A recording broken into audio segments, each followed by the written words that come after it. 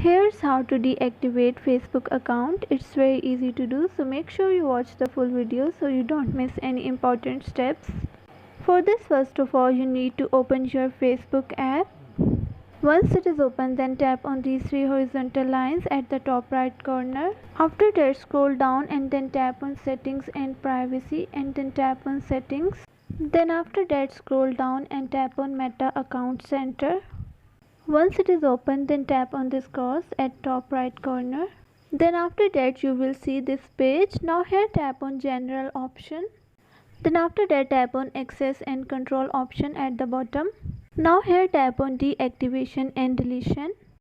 Once it is open, then here select deactivate account and then tap on continue to account deactivation. Then after that you need to enter your password and tap on continue. And then your account will be deactivated. Remember that your account will remain deactivated for 30 days. If you log back into your account within 30 days, then your account will be reactivated. If you do not log back into your account within 30 days, then your account will be deleted permanently.